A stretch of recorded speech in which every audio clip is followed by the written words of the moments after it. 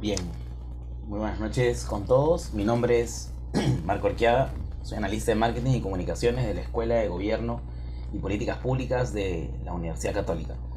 Quisiera agradecerles su puntualidad y darles la bienvenida al Masterclass Invierte P y las PMO, apuntes para su implementación, a cargo del profesor Anthony Moreno Reaño. Cabe destacar que este evento se está realizando en el marco de la convocatoria del curso de capacitación Sistema Nacional de Programación Multianual y Gestión de Inversiones Invierte.pe, cuyo inicio está programado para este lunes, 1 de agosto. El profesor Anthony es ingeniero titulado con honores por la Pontificia Universidad Católica del Perú, primer lugar de la maestría en gestión pública de la Universidad Nacional Mayor de San Marcos, becario del gobierno japonés, entrenamiento en el BID en Chile y en el International Training Center of Turín, en Italia. Es también parte del equipo creador del SNIP y del InvierteP, además de tener 16 años de experiencia como funcionario en el Ministerio de Economía y Finanzas, y como tal, haber ejercido director de seguimiento y evaluación de la inversión pública. Desde el 2017, el profesor Anthony se desempeña como asesor y consultor en gestión e inversión pública. Ha sido asesor para los gobiernos regionales de San Martín, Tacna, Junín, Moquegua, Amazonas, Puno y Ayacucho, así como para las Naciones Unidas, el proyecto especial Juegos Panamericanos, la Autoridad para la Reconstrucción con Cambios, el Plan Binacional Perú-Ecuador, Autoridad Portuaria Nacional, CEAPAL y Perú Compras. Actualmente también el profesor es consultor en PMO para el MEF y árbitro del Centro Internacional de Arbitraje de la Cámara de Bélgica y Luxemburgo en el Perú. Antes de empezar, quisiera invitarlos a realizar sus consultas y preguntas a través del chat de la plataforma. Adelante, profesor Anthony. Lo que les decía es lo siguiente. En el tema de PMO tenemos un gran reto porque se está hablando mucho de PMOs y sin embargo muy poco se está implementando. El gran problema es que tenemos muchos especialistas en PMO, ciertamente, a estas alturas, pero son personas que no manejan las reglas de juego del Estado. Y una PMO en el Estado va a tener que manejar las reglas de juego. No podemos intentar implementar una PMO tipo Panamericano, tipo la reconstrucción con cambio, ¿no? Donde ellos tienen una norma particular, por ejemplo, y en concreto, no se tienen que enfrentar a la norma presupuestal ni tampoco a la norma de contrataciones. Ya eso de por sí les da bastante ventaja respecto a las entidades comunes y corrientes que sí tienen que usar las contrataciones tal cual lo manejamos en el Estado, ¿no? Y que como sabemos, bueno, yo soy bastante crítico, para mí es un desastre la ley de contrataciones, a eso hay que cambiar definitivamente, hay un montón de artículos y sustentados en qué se debe cambiar, ya lo hemos dicho varias veces, pero hasta que se cambie se tiene que cumplir, nos guste o no nos guste. Entonces, por un lado tenemos que entender que es una PMO, pero por otro lado tenemos el gran reto de adecuarla a nuestra realidad y que a pesar de eso, dé valor. Porque si una PMO no da valor, simplemente estamos creando más burocracia, ¿no? Y esa no es la idea. Entonces, comencemos con lo básico. ¿Qué es una PMO? Para eso, yo les voy a dar dos definiciones formales, sacadas de la guía de gestión de proyectos, el cuerpo de conocimiento de gestión de proyectos, que es un estándar americano, que tiene ya larga data y es muy reconocido en el mundo, conocido como la guía del PMBOK, la guía del PMBOK. Posiblemente ustedes ya lo hayan leído, lo hayan escuchado, incluso se hayan certificado en el PMBOK. Hay, como se dan cuenta en la pantalla, dos versiones, la versión 6, que data del 2017, y la versión de 2021, que es la versión séptima. Ahora, la guía del PMBOK se publica desde los años 90. La versión 1 de los 90, la versión 2 también, y así va subiendo, ¿no? Hasta que llegó el 2017 en su sexta versión. De la versión 1 a la versión 6, prácticamente era el mismo paradigma de siempre, ¿no? Decían que gestionar proyectos, concretar proyectos, ejecutar proyectos. Cuando usted escucha gestión, imagínense el tema de ejecución. Ejecutar proyectos según esta guía, hasta el 2017, hasta su sexta versión, era básicamente un manejo de procesos. Identificábamos un conjunto de procesos y como robotitos cumplíamos los procesos. Muchas veces en muchos países ha intentado normar estos procesos, ¿no? Pero eso ha conducido normalmente al fracaso. O sea, gestionar proyectos no es tan fácil como simplemente hacer procesos y automáticamente hacer que estos procesos se normen y automáticamente hacer que se cumplan. Eso, si la vida fuese tan fácil, imagínense. Sin embargo, ese es el paradigma errado de la gestión de proyectos tradicional. Y este estándar internacional es un buen ejemplo de eso, ¿no? Por muchos años ha mantenido ese paradigma errado, repito, pero, sin embargo, el 2020-21, con la pandemia, llegó la iluminación, ¿no? Producto de su experiencia, porque no hay que negar que este es un consorcio de profesionales muy grande, tal vez el más grande del mundo, se dieron cuenta que no es tan sencillo, o sea, como simplemente identificar procesos, herramientas y aplicarlas. No, no, no, no. Me recuerda un poquito la historia del SNIP, ¿no? En el SNIP también cuando nació era lo mismo, ¿no? Un conjunto de procesos, herramientas, y luego normamos las herramientas y simplemente decíamos aplíquese. Como si el mundo fuese tan fácil, ¿no? Es lo mismo, el mismo error, y que todavía persiste en algunos sitios. Vean ustedes la definición. Entendamos en qué consiste este cambio de paradigma. Solamente viendo la definición, ¿ah? La definición clásica tradicional de PMO te dice que es una estructura de la organización. ¿Qué se entiende eso? O sea, en el organigrama hay un cuadradito que se llama Oficina de Gestión de Proyectos. Un conjunto de personas que tienen un ROF, un MOF, ¿no? Que tienen que hacer gestión de proyectos, que básicamente es ayudar a concretar, no ejecutan, ojo. La Oficina de Gestión de Proyectos no ejecuta, eso sácate de la cabeza. Mucha gente cree que ejecuta, quien ejecuta es la Oficina de Obras. Quien ejecuta para comenzar, la Oficina de Estudios. Y en todo caso, supervisión también, ayudan a la ejecución, pero la PMO no es un ejecutor, eso sáquense de la cabeza. La PMO es una oficina que gestiona, que ayuda a solucionar problemas, ¿no? Pero la definición clásica es esa, es una estructura de la organización, léase un parte del organigrama, que estandariza los procesos de gobernanza relacionados con el proyecto. ¿Qué significa eso? Cuando tú ejecutas un proyecto hay varios actores. Está la oficina de estudios, está supervisión, está la supervisión externa, está la OPMI, está la UEF, está la UEI, ¿no? Está logística, está presupuesto, está administración, está la OGA con su contabilidad, está el MEF, que está ahí haciendo preguntas, en fin, ¿no? Hay un montón de niveles de información y niveles de poder respecto al proyecto, ¿no? Algunos ejecutan, algunos necesitan información. Pero todo eso, si se dan cuenta, está como que desordenado. Las normas dicen y se desdicen, ¿no? Si ustedes leen la norma del INDIRTP, como que contradice algunas cosas a las normas de contrataciones y al ROF y MOF natural que tienen. O sea, y eso es lógico porque son varios actores. O sea, tampoco no es cuestión de decir que las normas están fallando. Lo que sí está fallando es la gobernanza. ¿Qué significa? Una relación clara y una articulación, algo así como echar aceite al carro, ¿no? Aceite a la maquinaria, para que todos estos actores, sus relaciones e interacciones fluyan, ¿no? Eso no pasa. En cualquier entidad que tú veas, te vas a dar cuenta que hablas con logística acerca de un proyecto y no sabe mucho del proyecto, no sabe nada, solamente sabe los procesos que les han pedido que compren, ¿no?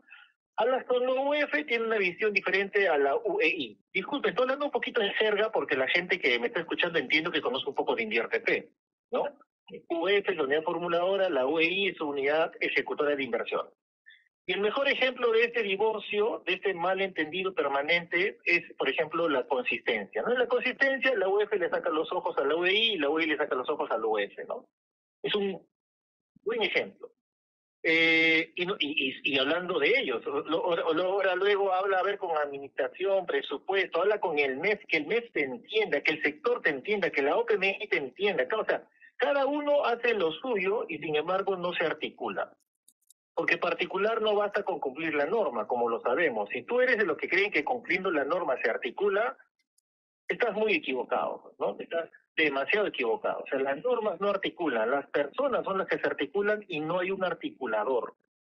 Justamente ese articulador que habla todos los lenguajes, habla el lenguaje de supervisión, habla el lenguaje del ejecutor, habla el lenguaje de la OPMI, habla el lenguaje de la US, y establece procesos para que esos lenguajes se entiendan, se traduzcan, y la gobernanza, el gobierno, el poder se traslade adecuadamente y ayude a la ejecución. Es un tema de comunicación, si te das cuenta, eso es justamente la gobernanza, ¿no?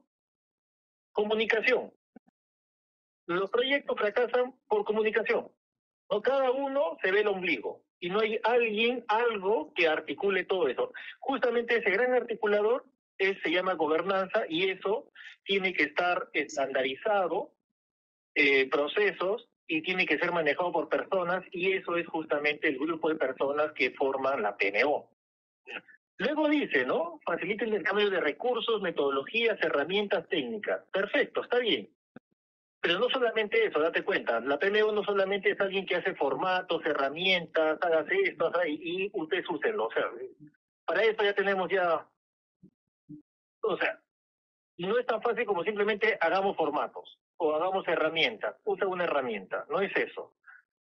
Sin embargo, la versión tradicional dice que es eso, ¿no? Luego dice, las responsabilidades de una PMO pueden abarcar desde el suministro de funciones de soporte, o sea, puede ser una persona que está dando formatos de cómo se hacen los reportes de proyectos, por ejemplo, hasta la propia dirección de uno o más proyectos. O sea, incluso puede llegar a ser el gerente de proyectos, ¿no? Esa figura es importante porque en el Estado no tenemos esa figura de gerente de proyectos. Si tú ves los proyectos de Panamericanos o los proyectos de la reconstrucción con cambios, ahí sí vas a ver ese perfil que se llama gerente de proyectos. O sea, el representante de la entidad con mayor poder que decide sobre el proyecto, incluso sus modificaciones. Eso, ese personaje, ese actor no lo tenemos actualmente en la norma, en ninguna norma. Tenemos al supervisor de proyectos, tenemos a la unidad ejecutora, al de obras, al residente, tenemos al inspector de obras, tenemos un montón de roles, al formulador, ¿no? Pero no tenemos un gestor de proyectos, un capitán de barco que se responsabilice por la ejecución y tenga poder en el presupuesto y tenga poder en los cambios. Eso no tenemos. Pero acá en las buenas prácticas te dicen que eso es importante tener, ¿no? Bueno, esa es la versión tradicional de lo que es una PMO. Y mucha gente que tú vas a escuchar, ahora hay cursos por todos lados, se ha puesto de moda el tema, vas a ver que dicen, que hablan de eso. Es una estructura de la organización, etc, etc, etc. Pero vean ustedes la versión 2021. En la versión 2021 hacen una corrección fundamental. Una PMO no tiene por qué ser un órgano en el organigrama. Normalmente intentar hacer eso es crónica de una muerte anunciada. Y de hecho, el mejor ejemplo son las normas nacionales como el decreto de urgencia 021 de los PIT, como el decreto legislativo de las APPs, donde también hablan de PMOs, aunque no le dicen PMO, ¿no? Y últimamente el decreto supremo del MEF, el 236-2020-EF, que también habla de asistencia técnica para PMO. Todas estas normas, decreto legislativo APP, decreto de urgencia de los PIT y el decreto supremo del 236, de asistencia técnica PMO, han demostrado que no funcionan, porque a la fecha, casi 3 años después, no hay ningún ejemplo, prácticamente. ¿Cuántos PIPs existen después de más de 2 años? ¿Cuántos? ¿Alguien me contesta? Uno. Y uno es ninguno. Escuela Bicentenarios, uno. ¿Cuántas asistencias técnicas en el marco del Decreto Supremo 236 para PMO existen? Ninguno. ¿Cuántas PMOs en el marco del Decreto Legislativo 13 y pico de las APPs? Ninguno. Y viene el 2018. Por eso que se sacó hace poco el decreto legislativo 1543. Y tampoco hay ninguno. El MEF tiene que sacar un reglamento, dicho ese paso para eso, ¿no? Entonces, ¿cuál es la coincidencia de este marco legal que no funciona? Que todos los marcos legales comienzan con el mismo error. Quieren poner en la estructura del Estado a la PMO. Quieren cambiar el ROF. Quieren cambiar el organigrama. Quieren poner ahí el cuadradito llamado PMO. A ver, pues, háganlo ustedes. ¿Cuánto tiempo les va a tomar? ¿Cuánto tiempo les toma cambiar su organigrama? Dicho este paso, tienen que pasar por la TCM también. No es tan fácil. En el Perú no es tan fácil. Así que más allá, y no solamente es un error de Perú, es un error internacional, ¿no? Por eso que la versión tradicional hablaba de estructuras de organización, porque se pensaba que se puede organizar fácilmente un órgano, crearlo y luego dejarlo ahí. El problema es que tú lo puedes hacer. Los privados lo pueden hacer rápidamente, pero no basta con crear el órgano. ¿Qué pasa si el órgano no funciona? ¿Para qué lo has creado? A ver, elimínate algo que has creado. Elimínate una oficina que has creado con presupuesto, con cuadro, ¿no? De personal y todo lo demás, con presupuesto, y no te da resultados. ¿Para qué lo has creado? Por eso que en la versión moderna ya no habla de estructura de organización. Vean ustedes lo que está con rojo. Habla que una PMO representa, ni siquiera representa una estructura de gestión. Y eso es mejor, ¿por qué? Porque te da mayor facilidad de crear PMOs. En el Estado peruano, por ejemplo, eso puede ser en el marco del decreto Supremo 2054, 2018-PCM, que es el decreto supremo para la organización del Estado. Eso lo puedes hacer fácilmente con unidades funcionales. Igualito como cuando al comienzo, hace unos 11 años, creamos los comités de seguimiento o creamos las unidades de seguimiento. La primera unidad de seguimiento que creamos, la unidad de gestión que creamos en el MEF, no existía en el organigrama. Y te digo que no existía porque yo fui su jefe. Y a propósito no existía, porque si iba a existir, imagínate, ¿no? Perder todo un año intentando que el MEF cambie su organigrama para que exista este órgano. Bueno, al final ya existe, ¿no? Se llama Dirección de Seguimiento y Evaluación de la Inversión Pública. Pero al comienzo no existía y lo colocamos como una unidad funcional simplemente, con poder, ¿no? Al costadito del jefe. Porque eso sí es importante. Y esa es la segunda lección aprendida. Una PMO tiene que crearse ágilmente y para eso tiene que ser una estructura de gestión y en el Estado hay varias formas de crearlo. No te mates intentando crear formalmente en el organigrama una PMO porque te vas a pasar todo un año creando y además la gente no te va a aguantar. ¿Quién te va a aguantar un año o medio año de creación de una PMO? Nadie. La PMO tiene que dar resultados inmediatamente, casi. Pero la segunda lección aprendida es que tiene que estar al costado del poder. Esa estructura de gestión tiene que estar al costado del jefe, como lo hicimos en el MEF, ¿no? Porque si no, no funciona. La PMO no es un órgano técnico. Sácate también eso de la cabeza. Es un órgano técnico-político. No es como una UF, que es netamente técnico y que prácticamente nadie le hace caso. Yo me he encontrado con muchos alcaldes, gobernadores, incluso ministros que ni siquiera conocen a su UF, ni saben lo que es una UF. Porque los UF pues están en quinto, cuarto, sexto nivel, ¿no? No, eso no puede ser. Una PMO tiene que estar al costado del jefe, tiene que ser la herramienta de gestión del jefe, del ministro, del gobernador, ¿no? del alcalde. Y sigo con la definición. Dice, representa una estructura de gestión, o sea, un conjunto de personas que están con poder, ¿no? De alguna manera organizados. Yo he creado varias PMOs de manera diferente. Normalmente lo que uso legalmente es el decreto legislativo 054 y creo una unidad funcional. Una unidad funcional es, digamos, un grupo de amigos, ¿no? No tiene que estar en el organigrama, pero existe. Y luego si lo asumes, lo pones más arriba, tiene poder. Otra forma de crear también la PMO puede ser, y lo hemos hecho, es en el gabinete de asesores. El gabinete de asesores siempre tiene poder. a un asesor de alto nivel, lo pones como cabeza de la PMO, le pones 5 o 6 personas más a su disposición, eso puede ser una PMO. Y eso se crea rápidamente. ¿Por qué insisto en que no vas a crear formalmente una PMO? Porque ahí se te va a pasar la vida. Mira lo que está pasando con el decreto de urgencia 021 de los PIP. ¿Cuántos PIP existen? Solamente uno, el de Escuela Bicentenaria. Y si los escuchas, porque están haciendo discursos, ellos mismos dicen, nos hemos tardado 2 años. No estamos para pasar 2 años gestionando PMOs.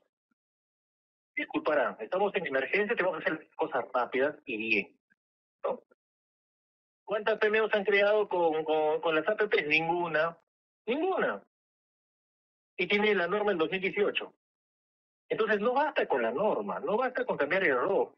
Eso no es lo importante, eso viene después. Una vez que la PMO te gane la voluntad, demostrando que tiene éxito, ahí ya cambia el MOF, el ROC, cambia tu organigrama, lo que tú quieras. Cuando digo esto, mucha gente me dice, oye, pues en Panamericanos la PMO estaba creada en el organigrama y también en la reconstrucción con cambios. Claro, lo que pasa es que eso no existía antes. Panamericanos fue una unidad ejecutora que se creó de la nada. Entonces, si no hay nada, es fácil crearlo. Pero las municipalidades ya tienen un ROC.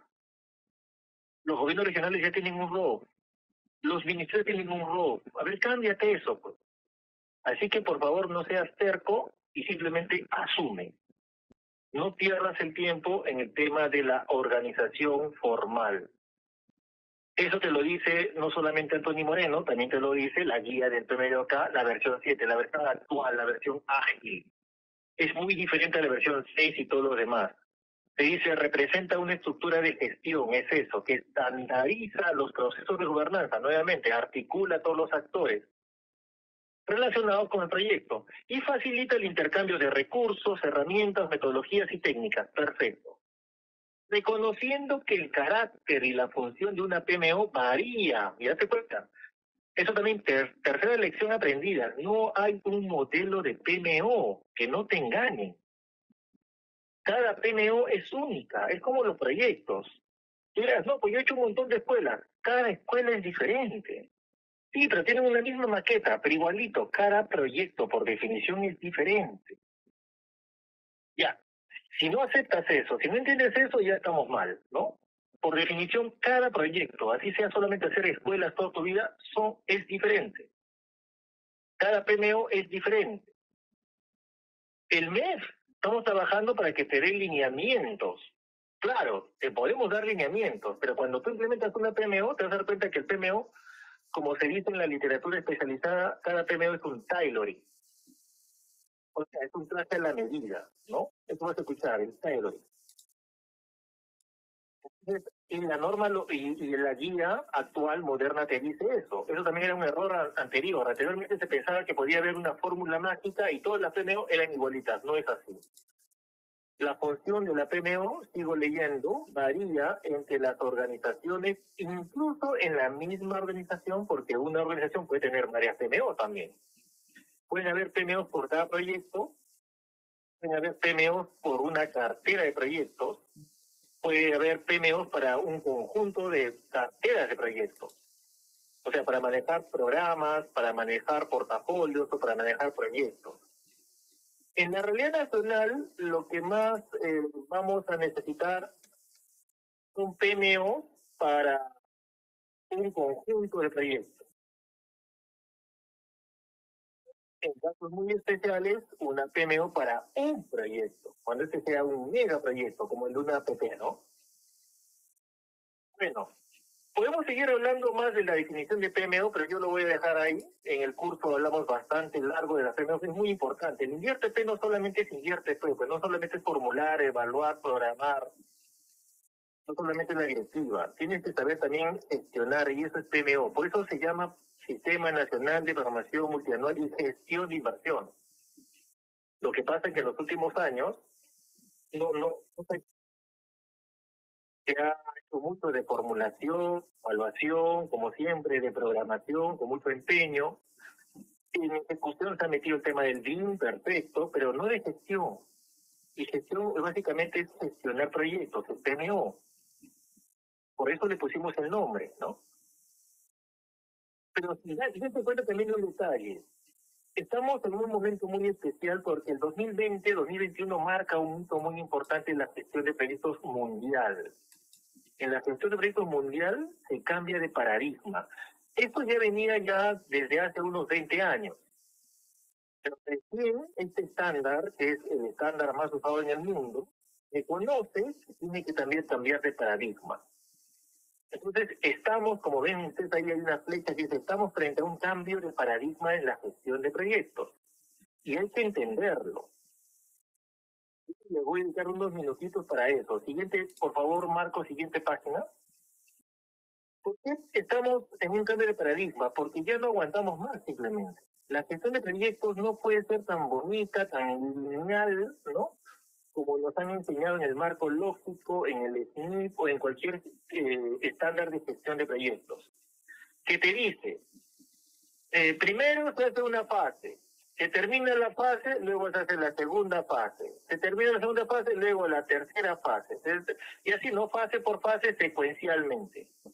Como si el mundo te va a esperar, como si los problemas no existieran, ¿no? Y no, en muchos años ya hay al respecto si trató de dejar tanta incertidumbre y complejidad. Por ejemplo, los entornos VUCA, modelado por el ejército de los Estados Unidos hace más de 20 años y que se ha hecho famoso recién en Perú hace algún tiempo. ¿Qué significa? Significa que los proyectos en particular y cualquier política pública en particular no es pues simplemente la aplicación de un marco lógico, porque tú puedes tener tu diseño causal, tu problema, tus causas, las causas de las causas, los medios fundamentales, todo eso parece matemática, ¿no? Pero, ¿y dónde está la incertidumbre? ¿Qué pasa cuando te cambian el jefe? ¿Qué pasa cuando te viene un jefe que no sabe nada? Y tu repaso, ¿no? Es más o menos lo que está pasando. ¿Qué pasa cuando te cambian la regla de juego? ¿Qué pasa cuando las normas cambian? ¿Qué pasa cuando la gente no hace lo que tiene que hacer? ¿Qué pasa cuando se mete el tema de la corrupción? ¿O qué pasa cuando la Contraloría en un mal manejo te mete miedo más que apoyarte? ¿Qué pasa con las decenas casi de coordinaciones que tienes que hacer para conseguir el CIRA, el EIA, DICAP, INTESA, CERNAC, CERFOR, licencia de construcción, demolición? ¿Sabes qué pasa? Se te va el tacho tu marco lógico.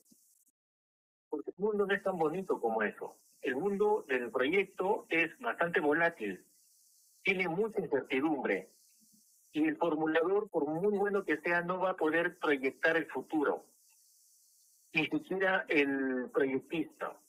La realidad la vas a conocer muchas veces en plena ejecución. Es muy complejo todo esto, y muy ambiguo, porque también dependemos de una serie de poderes, ¿no? De jerarquía, ¿no? Y claro, están cambiando. E incluso en los últimos años, ya después de la pandemia, no se llama no se llama que el entorno de proyectos es VUCA, sino ahora peor. Ya sale ya el concepto de BAMI, porque te dice que el entorno en general y en particular de proyectos es frágil, ansioso, no lineal, incomprensible. Si tú te metes en este mundo del VUCA, del BAMI, te vas a dar cuenta que ya resulta de verdad enternecedor, por decirlo menos, ¿no? Aquellos profesionales que usan el marco lógico. El marco lógico es la base del SNIP y la base de la formulación de proyectos actualmente. Y luego se sorprenden por qué cuando se formuló cambia tanto en ejecución. ¿Y por qué cuando se hizo el estudio técnico cambia tanto en ejecución? Va a cambiar, pues. El mundo es volátil, incierto, complejo, ambiguo, frágil, ansioso, no lineal, incomprensible. Lo que tenemos que hacer son procesos más inteligentes, más astutos, que permitan la complejidad, la volatilidad, que trabajen la ambigüedad, ¿no? Y por supuesto no pueden ser lineales definitivamente. Hay formas de hacerlo.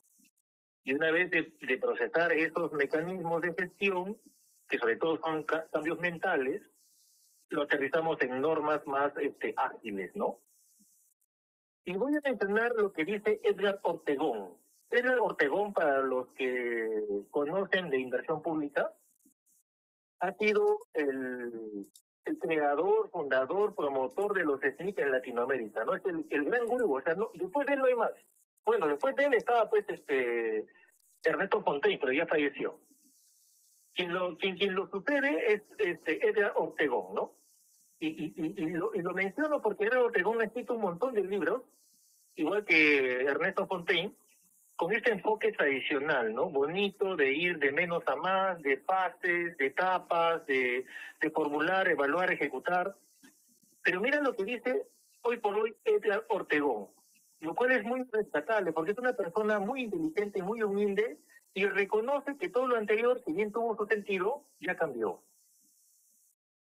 Listo. Este es un libro, ¿ah? Bueno, tiene 2 libros. Voy a sacar un extracto del libro que dice Una aproximación a la teoría de la complejidad. 2 puntos, planificación política pública y valor público. En los últimos años, la ciencia de la complejidad, con sus teorías, conceptos y categorías, han desafiado las explicaciones tradicionales, léase marco lógico, sobre los fenómenos del desarrollo económico y social. Para ello, se han alejado de los enfoques lineales, léase marco lógico, de causalidad y, por el contrario, han enfatizado las características de la incertidumbre y de los eventos emergentes a partir de la interacción de actores. Tiene que haber un gran articulador, un gran interactor. Estoy inventando un verbo. La PMO, pues, el gestor, que no es el formulador, que no es el evaluador, que no es el ejecutor, sino es el que articula tanta complejidad, eso es la PMO. Los métodos sobre las políticas públicas constituyen ilustraciones teóricas. Tú lees una formulación de proyectos, es algo teórico. Y lo triste es que mucha gente quiere que cuando se ejecute bonito que es lo que se formuló. El que formuló no ejecutó. O sea, no conoce la realidad, está especulando. El dominio donde confluyen instituciones, intereses, ideas, información y recursos de toda índole, para dar explicación sobre el cómo y el por qué cambian en el corto, mediano y largo plazo. O sea, lo que no cambia es el cambio, ¿no? Tenemos que desarrollar procesos, capacidad mental sobre todo, y luego normas que permitan la gestión del cambio, la gestión de la complejidad, la gestión de la incertidumbre, y eso sí se puede hacer. Ese es el gran cambio que está haciendo el PMBOK en la versión tradicional, de la 1 a la 6, versus la versión 7, que sí te acepta el cambio. ¿Ok? Y eso va para todos nosotros. Usted va a decir, Anthony, pero el cambio es corrupción y la Contraloría me persigue por eso, y las normas del MES y las normas del OCE, sí, pues así. Lamentablemente eso es lo que tenemos, pero si no comenzamos a abrir la mente, vamos a comenzar a hacer las cosas que realmente necesitamos. Y nos vamos a quedar con lo de siempre. ¿Qué es lo de siempre? Proyectos estancados, paralizados, ¿no? Envueltos en un mar de litigiosidad. Hospitales paralizados o ejecutados después de 10, 15 años, y toda la realidad que tú bien conoces. Siguiente, por favor. Estamos terminando ya con lo siguiente. A ver, entonces, una forma moderna, para aquellos que tengan la curiosidad, ya no es el paradigma de procesos. Al final te va a usar procesos, sí, pero hay que usar antes algo. Antes de los procesos, antes de las normas, tenemos que diseñar valores y principios. Cambiar el mindset, la mentalidad. Y hay muchos marcos modernos de gestión de proyectos. Por ejemplo, uno que me gusta a mí es el marco del enfoque ágil, el Agile. El Agile no te dice exactamente cuáles son las herramientas ágiles que hay que usar. Hay varias, hay un montón. La más famosa es el Scrum. Pero no es Scrum. Scrum es una herramienta. El ágil, el movimiento ágil se basa en valores, 4 valores y 12 principios. Mira los principios, están chiquititos pero se pueden ver, ¿no? Mira lo que dice. Voy a leer algunos. La prioridad es satisfacer al cliente, en este caso al ejecutor, o sea, que se ejecuten las cosas, ¿no? Mediante la entrega temprana de valor. Es decir, esperar meses y años para que un proyecto se formule, se evalúe, se diseñe, se ejecute, no es dable. Por lo menos en algunas etapas puedo hacer cosas concurrentes, formular y evaluar, formular y diseñar y ejecutar, lo que se conoce como fast track. ¿Has escuchado eso? Eso es vetado prácticamente. Hacer las cosas por etapas es vetado, y en paralelo peor todavía, en la norma nacional. Pero eso es lo que te dice el principio YAI. ¿Por qué le conviene hacer fast track? Porque el cambio, la incertidumbre se maneja de esta manera. O sea, si tú vas a ver secuencialmente, cuando llegues a la fase 2, la fase 1 ya está desfasada. Es decir, cuando llegues al frente técnico, la formulación ya está desfasada. Cuando llegues a la ejecución, el frente técnico está desfasado. ¿Te das cuenta? Entonces, tenemos que hacer algo para entregar valor tempranamente, participación temprana. Un ejemplo concreto. En lugar de hacer la consistencia solamente la UEP, cuando se diseña el frente técnico, la UEP puede participar de ese diseño.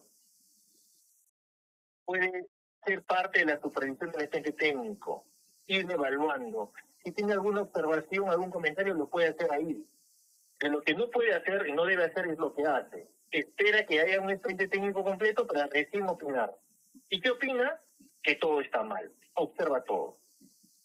O sea, está siguiendo la lógica secuencial en lugar de la lógica fast track. Igual, el formulador con el evaluador. En lugar de que el evaluador esté sentado esperando 6-7 meses que le llegue la formulación completa, puede comenzar a evaluar paralelamente con el formulador. Anthony, pero la norma no lo dice. La norma no lo dice, tampoco lo niega. Y el espíritu, acuérdate de la discrecionalidad de Invierte-P, cuarta disposición complementaria del Invierte-P que lo permite hacer. Segundo principio, los cambios a los requerimientos son bienvenidos. El cambio se va a dar. En el Perú hay dos tipos de cambios. Un cambio que se hace para robar, corrupción, se inventan adicionales, el supervisor se colude con el ejecutor. Y eso está mal. Nadie está avalando eso. La corrupción es corrupción. Pero también hay un segundo tipo de cambio, el cambio que se necesita hacer porque quien formuló, quien evaluó, quien diseñó, no está ejecutando. Y el ejecutor sabe más porque está en la cancha y puede proponer un cambio que agregue valor, que no sea robo, simplemente que agregue valor. Entonces, no todo cambio es malo. Lo que hay que hacer es suficientemente inteligente para saber qué cambio hay que pasar, qué cambio no. Y las normas se tienen que adecuar. Tercer punto, entregar productos útiles con frecuencia. Un perfil. ¿Para qué es útil? Es el burócrata que necesita el perfil para tratar un estudio técnico. Pero ¿es útil para el alumno? ¿Es útil para el enfermo? No es el valor público. El valor público es envolvernos en papeleo o hacer un hospital oportunamente, un colegio oportunamente, un sistema de agua oportunamente. Desde este punto de vista, un perfil no tiene valor. No genera valor público. Un estudio tampoco genera valor público. Lo que genera valor público es que de una vez, oportunamente, en cuestión de meses, se haga bien las cosas y se inaugure bien. Entonces, esto de seguir secuencialmente, 8 meses formulando, 5 meses evaluando, 1 año y medio haciendo frente técnico, 8 años ejecutando, no pues. Ni precisas las normas. Cambiemos las normas. Luego se puede hacer panamericanos, lo hicimos en 18 meses. Se pueden hacer. Es cuestión de cambiar los procesos, cambiar las normas, pero sobre todo cambiar el mindset, la mentalidad. Si no cambias la mentalidad y sigues pensando como hace 10 años nomás, o como... Mira, hace 10 años ya pasó el mundo. El mundo de hace 10 años es el mismo mundo de ahora. Y hay gente que sigue pensando como en el 2000. O sea, hace 20 años. O sea, dinosaurios completos, ¿no? Y en el tema de edad, ¿ah? Yo conozco mucha gente de mi edad, yo estoy súper viejo. Yo tengo una mentalidad ágil. Hay jóvenes que recién han salido de la universidad, son dinosaurios, ¿no? Están pensando como en el 2000. Y bueno, sigue los principios. Léete todo el manifiesto ágil y todo lo que ha ocasionado el agilismo en el mundo de proyectos. Yo lo dejo ahí nomás. Al costadito hay un gráfico que te dice una de las cosas más recurrentes en el agilismo, ¿no? Lo que te digo, mira los procesos como son: analizar, diseñar, construir, probar, entregar. Este es el clásico paradigma. Ese paradigma hay que ir cambiándolo en la medida de lo posible. No se puede aplicar agilismo a todo. Ojo, en una obra agilismo es muy difícil, pero en el expediente sí, en la formulación sí, en la programación sí. En la plena ejecución física, ahí está difícil. También se puede hacer, pero es más difícil, ¿no? Esta secuencia de fase 1, mira, las fases llámale como tú quieras. Yo le he puesto ahí por facilidad: analizar, diseñar, construir. Pues tú llámale como cualquier fase. En lugar de hacer eso, puedo hacer pequeñas iteraciones. Hacer todo en varias iteraciones. Se llaman sprints. O sea, en lugar de pasarme 8 meses analizando, me paso un mes analizando, diseñando, construyendo, probando, entregando. ¿Voy a terminar todo? No, pero una partecita sí. Y hago un segundo sprint. Y nuevamente hago análisis, diseño, construcción, prueba y entrega. El siguiente mes. O ponle 2 meses o 3 meses. Ese es el arte ya del empaquetamiento, ¿no? Y todo esto lo tienes que engarzar con la lógica contractual también, por eso. El PMI te habla de un triángulo de talento, ¿no? Que no solamente basta con saber del negocio, del negocio. O sea, mucha gente en el Estado conoce el negocio del Estado. Conocen la norma del INVIERTP, son especialistas en logística, en la ley de contrataciones, son expertos en derecho administrativo, en la LOPE, en las APPs, en horas por impuestos. Eso está bien. Pero si quieres realmente ejecutar horas, eso es insuficiente. Tienes que tener habilidades blandas de liderazgo. Si te das cuenta, los principios básicamente son temas de liderazgo, ¿no? Y por otro lado, tienes que tener conocimientos técnicos de cómo se gestiona modernamente los proyectos. Puedes comenzar con el PMBOK versión 7, ¿ya? La versión 6 también es válida todavía, pero la versión 7 te da un horizonte mucho más de gestión moderna, ¿no? Seguimos, por favor. Y con esto terminamos, ¿ya? ¿Qué he intentado hacer con las láminas anteriores? Un poquito mover tu mentalidad, porque lo primero que tenemos que hacer para implementar PMOs en el Estado es cambiar de mentalidad. Una mentalidad mucho más ágil. Estamos muy amarrados, muy sistematizados, muy rígidos, ¿no? Un gestor no puede ser rígido. La gente que trabaja en PMO, en gestión, como por ejemplo los comités de seguimiento, siempre digo, fueron nuestro primer experimento de PMO. Y funcionaron. Digo funcionaron porque actualmente no funciona, ¿no? O sea, yo no conozco ningún comité que funcione realmente, ¿no? Son una lástima. Yo participo, no aguanto ni 15 minutos, me voy, ¿no? Es cualquier cosa menos comité. Pero aquellos que participaron en los comités cuando yo era director hace 10 años, cuando creamos esto hace 11 años en realidad, hasta 10, 11, 8, 9 años, funcionaban mal.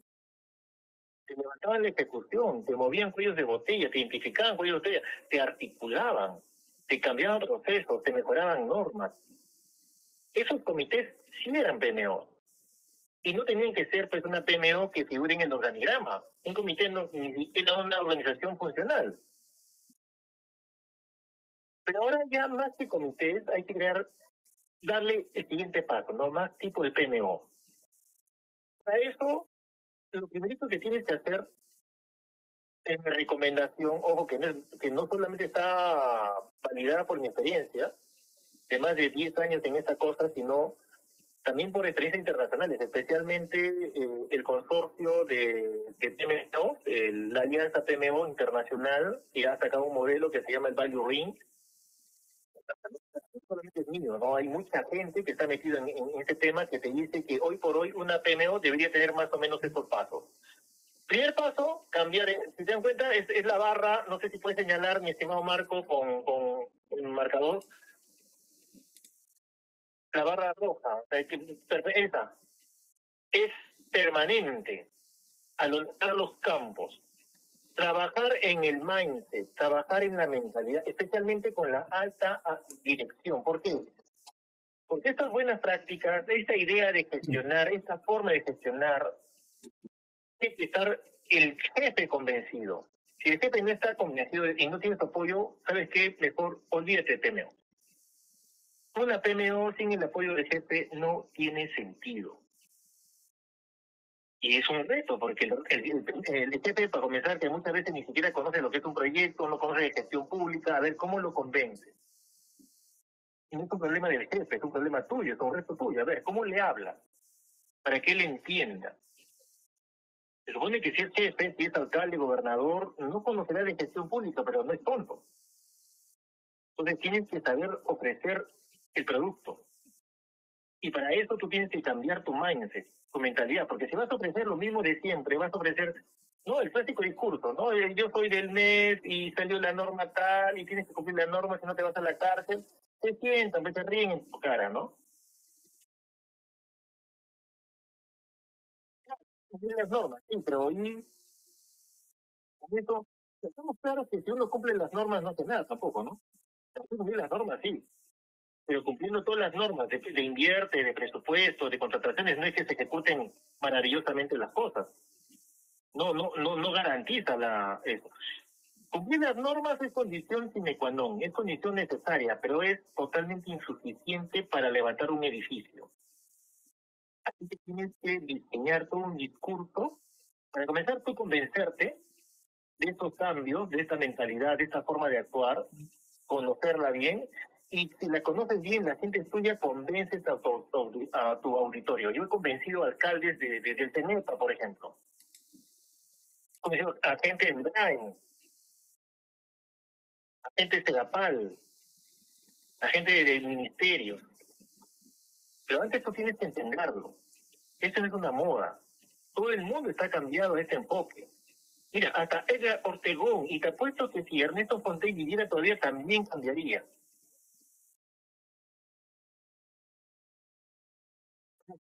La complejidad, la confusión, la volatilidad, es el pan de todos los días y va a seguir peor, cada vez es peor, ¿no? Más complicado. Tienes que cambiar tu paradigma. Y eso es lo primero, y eso es un trabajo permanente. Segundo, la PMO al final del día son como un conjunto de servicios. La PMO es una proveedora de servicios, o sea, de funciones. 7, 8, 10 funciones. En la práctica internacional se han modelado más o menos 30 funciones clásicas de la PMO. Pero bueno, en el Perú podemos usar unas 5 o 6 funciones básicas. Una de ellas es la de reportería, ¿no? Por ejemplo, juntar todos los formatos de reportería de proyectos en un solo. O sea, hacer un solo formato para dar la información al mes, a la Contraloría, al jefe, ¿no? De cómo van los proyectos. No es que todo el mundo hace formatos como más o menos quieran. No. Un tema de formatería, ¿no? Esa es una función. Otra función clásica es la gestión de riesgos, ¿no? Identificar los problemas anticipadamente, buscar las soluciones, ayudar a resolverlas, gestionar los compromisos. Otra función es el sentido de urgencia. Otra función es el seguimiento a la línea base del presupuesto, lo que sería en el Perú la línea base de la cadena de gasto, ¿no? Un seguimiento a las certificaciones, a los compromisos, a los devengados. Así, hay varias funciones. Otra función es la de gobernanza, otra función es la de asesoría en la alta dirección. Así hay varias funciones. Varias funciones. Otra función típica también es la gestión del cambio en los proyectos. Se establece un comité de cambios, como en americano. Se tiene que decir cuáles son los servicios y tú tienes que averiguar cuáles son los servicios adecuados según las expectativas, las necesidades de la entidad y las expectativas de los stakeholders más importantes. Tienes que equilibrar lo que va a ser la PMO, las funciones, los servicios, versus las expectativas que se van a generar. Este es uno de los puntos clave por los cuales han fallado tanto el PMO. Porque el jefe piensa que la PMO le va a solucionar toda la vida y una PMO no soluciona todo tampoco. En Sedapal me acuerdo que el directorio Humbert, el presidente directorio, pensaba que la PMO iba a ejecutar todo. O sea, lo que no hacía su oficina ahora, su unidad de obras, lo iba a hacer la PMO. Imagínate si Dungler, el presidente de Senapal, se iba con ese pensamiento, ¿no? No, le iba a quitar pues, el apoyo a la PMO porque una PMO no hace eso. Y lo que más van a decir, van a decir, oye, pero entonces ¿qué hace la PMO? Gestionar. Ah, qué fácil, todo el mundo gestiona, ¿no? No todo. En el Perú casi nadie gestiona realmente. La gestión es todo un arte y toda una ciencia que muy pocos saben hacer. La gran noticia es que todo el mundo puede gestionar, ¿no? Y que hay que trabajar, hay que estudiar, hay que practicar, ¿no? Entonces, tercer punto, equilibrar las expectativas. Y para eso tú tienes que saber qué cosa es valor para los interesados claves. Para algunos, valor será que se ejecute en un año un hospital. Para algunos será que el de Vengado sea el mejor de todas las regiones y está en primer lugar. Para otros será que se cierre una brecha importante en 2 años. Para uno el valor será pues el destrave de los proyectos que están estancados muchos años. O sea, tienes que saber cuál es el valor, cómo van a medir el valor de la gestión de proyectos. Y versus eso, tienes que ver cuáles son las funciones que la PMO va a tener que hacer. Se hace una especie de balanceo, ¿no? De equilibrio. Cuarto punto, con eso se diseñan los procesos de PMO. Porque finalmente son procesos. Los procesos no desaparecen, pero los procesos son, mira, están en cuarto lugar. No es lo primero, ¿no? Y ahí se diseñan las prácticas, las adecuaciones, el tailoring de las buenas prácticas internacionales. Las buenas prácticas internacionales, los procesos están en cuarto lugar. El problema es que muchos quieren hacer PMO poniéndolo en un no y automáticamente haciendo prácticas, herramientas. Eso no va a funcionar. Tienes que manejar las expectativas, tienes que manejar los servicios antes. En quinto lugar, definir la forma como vas a medir tu PMO, tus indicadores, ¿no? Tus KPIs. O incluso tus indicadores de resultados, tus OKRs, ¿no? Eso es importante. ¿Qué cosa va a ayudarme a medir ese valor? Recuerda, las PMO están condenadas al éxito. Las PMO tienen que dar valor. Si no dan valor, no tiene sentido. La PMO no es como la UF, no es como la OPMI, no es como logística, no es como contabilidad. Que existen y a veces uno no sabe ni siquiera para qué están ahí, para llenar formatos, firmas, todo lo demás. No dan valor, pues están ahí. La PMO no es así. La PMO tiene que dar valor, es decir, su éxito es la ejecución de proyectos. Si los proyectos no se ejecutan, la PMO no tiene sentido. En ese sentido, para la redundancia, la vida de una web es más fácil, ¿no? Formula, no formula, igual le pagan, se tardan 2 meses, 3 meses formulando, no, igual le pagan, ¿no? La UI igualito. La UI hace, no hace, se tarda 1 año, 2 años, no hace nada, igual le pagan, ¿no? Nunca desaparece la UI. La PMO, sí.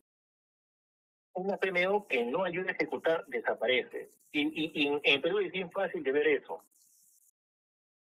Dice si es amigable, y en 5 meses no hace nada, entonces, ¿para qué está tu PMO? Una PMO tiene que dar victorias tempranas. Quick wins le llaman, ¿no? Victorias tempranas. Esos los quick wins los mide justamente con KPIs, con OKR. Esto, definir el personal. Mira, eso también es una gran falla en el Perú. Primero se no están definiendo quiénes van a ser parte de la PMO. Ni siquiera saben los servicios, no hay cambiado tu mindset, no has equilibrado las expectativas, no tienes el diseño de procesos, no defines tu KPIs, están ahí desesperados armando el organigrama. Eso no va a funcionar. Eso funciona en Panamericanos, donde no había nada. Eso funciona en la reconstrucción, donde no había nada. En una municipalidad no va a funcionar. Eso viene después. Así que la definición de tu equipo, de las competencias de la PMO y la capacitación permanente en gestión de proyectos, porque una PMO no se hace en el aire. Una PMO necesita de gente que sepa de gestión de proyectos. Anthony, yo conozco el DRPP, perfecto, eso no es gestión de proyectos, estudia gestión de proyectos. Pero yo conozco contrataciones, perfecto, bacán, pero eso no es gestión de proyectos. Estudia por lo menos el PMBOK, versión 7. Estudia Prince2, el ISO 21500. Algo de gestión. Acá Ángel menciona, el valor de la PMO, según Ángel, es que ejecuten en los plazos previstos con ahorro de recursos. Bacán, si eso es valor para Ángel, genial. Yo discutiría eso de ahorro en recursos. Si algo es caro y me va a dar algo bueno, ya tampoco voy a pensar que por pesetear al proveedor me va a salir una buena cosa. O sea, ese pensamiento tampoco hay que eliminarlo, mi estimado Ángela. Estamos muy mal acostumbrados, según la ley de contrataciones, de premiar al que se tira al suelo, ¿no? Al más barato. El más barato te sale caro, porque el más barato luego te va a engañar. El más barato normalmente no pierde. Te va a engañar porque el fierro que tengo que te ofrecer te va a ofrecer otro fierro. Es más, te va a hacer columna sin fierro. Y tú ni cuenta te vas a dar. Hay que dar lo que corresponde. Pero lo primero estamos de acuerdo. Un gran valor es los plazos, que se cumplan los plazos. Luego viene identificar la madurez de la PMO, porque la PMO va madurando permanentemente, ¿no? Cada año se hace un análisis de madurez de la PMO. Hay varios protocolos. El OPM3, por ejemplo, es un protocolo para medir la madurez de una PMO y te va diseñando, te va fortaleciendo, ¿no? Calcular el valor del PMO, el ROI que le dicen, el retorno. Habría que hacer un esfuerzo para eso, para darse cuenta si sirve o no sirve. Por eso digo, una PMO está condenada al éxito. El punto 8 es clave. Si no está dando valor, las PMO se deben cerrar. Y el marco legal debería decir eso. Un año no se cumple esto acá, la PMO se cierra. Ahora, cerrar una unidad funcional es bien fácil. Cerrar un equipo amarrado al asesor es fácil. Pero cerrar en el organigrama una oficina, a ver, ciérralo. Imagínate esta pesadilla, ¿no? Creas una PMO en el organigrama, pagas a 10 personas que van a ganar más que todos. ¿Tú cuánto ganas? ¿10.000, 15.000? La PMO va a ganar el doble. Y los creas y en unos días no hacen nada. Y van a seguir ganando más que tú, sin hacer nada. Solamente preguntándote cada rato, ¿y cómo va el ejecución? ¿Cuál es el problema? Y van a ir a su formatito. ¿Y cuánto ejecutaste? Ah, sí, ejecutaste esto, ¿no? ¿Para eso vas a pagar 15.000, 20.000 soles? No, pues no tiene sentido. Las PMO dependen de que cumplan con el flor. Así debería diseñarse la estructura legal, ¿no? Si la PMO no sirve, desaparece. No es como la UEF. La mitad de las UEF no sirven, pues están ahí. Igual también las OPMI y un montón de entidades, ¿no? De órganos. 9. Monitorear el desempeño de una PMO, porque la PMO no es que se establece y queda ahí. No es como la UEF, ¿no? O la UEI, o logística. Agarran su norma y siempre están ahí eternamente haciendo la misma cosa, ¿no? No, la PMO tiene que evolucionar permanentemente. No esperar que salga una norma especial, sino permanentemente monitorear el desempeño de la PMO, afinando los procesos, y cada proceso es un tailoring, es una personalización de acuerdo a la entidad. Hay procesos que más o menos están funcionando, en una siguiente vuelta deben funcionar mejor, y se van afinando, afinando. Y ahí tú puedes aplicar perfectamente la cuarta disposición complementaria del INVIERTE, que es la discrecionalidad, para ir mejorando tu directiva interna. Cierto, ahí aquí yo por lo menos he diseñado directivas internas de PMO, que es forma de manejar. En el web estamos desarrollando unos lineamientos a partir de pilotos, esa es la idea, para que tengan una guía, ¿no? Pero ojo, es una guía. Recuerda, una PMO es única. Entonces siempre es bueno partir de algo, ¿no? De una guía básica, digamos, ¿no? Esa es la idea del mes en la cual estamos asesorando en estos momentos. Bueno, tengo una cita médica en estos momentos. Tendría que ya cerrar, estimado Marcos, ya mi conferencia. Muchas gracias por la paciencia que han tenido y por la confianza de siempre. Estamos en coordinación. Y estas preguntas ustedes lo dejan en el link de la Católica, como siempre contestamos. ¿Ya? Por favor. Sí, sí, está bien, profesor. De hecho, todas estas preguntas que nos han hecho las personas que están presentes, las vamos a anotar, se las hacemos llegar, profesor, para posteriormente poder responderlas, ¿no? Más bien también invitamos a las personas que están dejando sus preguntas, Ángel, Isaac, George, que nos puedan poner su correo en el chat de la plataforma y así nosotros poder pues, responder a estas consultas, ¿no? Y también pues comentarles que, como comenté al inicio, este masterclass se está realizando en el marco de la convocatoria de un curso que es el que dicta el profesor Anthony, que es el curso de capacitación en Sistema Nacional de Programación Multianual y Gestión de Inversiones. Eh, por supuesto que todas estas temáticas se discuten en clase y el profesor Anthony, más que gustoso, podrá responderlas, ¿no? Así que, nada, muchísimas gracias, profesor, más bien por su exposición, por su tiempo. Eh, de aquí ya nosotros continuamos, profesor, ¿está bien? Perfecto. Sí, sí, seguimos en contacto, amigos. Ojalá los veamos en clase para seguir retroalimentándonos, conociéndonos y conocer ambos más de esto. Y si no, igual en las redes estamos, ¿no? Por favor, sus correos déjenlo ahí, las preguntas también, para poder contestar. Muy buena pregunta, la de CONAFE, las demás. Muchas gracias. Un fuerte abrazo a todos. Gracias, Marco. Muchas Hasta gracias, luego. profesor. Hasta luego. Bueno, entonces, a todos los presentes, si desean más información del curso, invito a Carolina, quien es nuestra asesora comercial, ella les va a explicar un poquito más sobre el horario, la inversión del curso. Adelante, Carolina. Gracias, Marco. Gracias, profesor Moreno. Y buenas noches a todos. Reiteramos el agradecimiento por su participación en nuestra masterclass en el marco de la convocatoria del curso de capacitación Sistema Nacional de Programación Multianual y Gestión de Inversiones, InvierteP, que está pronto a iniciarse. Nos gustaría comentarles que nuestro curso de capacitación forma parte de nuestras actividades académicas de formación continua. Es de modalidad distancia, cuenta con 40 horas académicas y un descuento por pronto pago.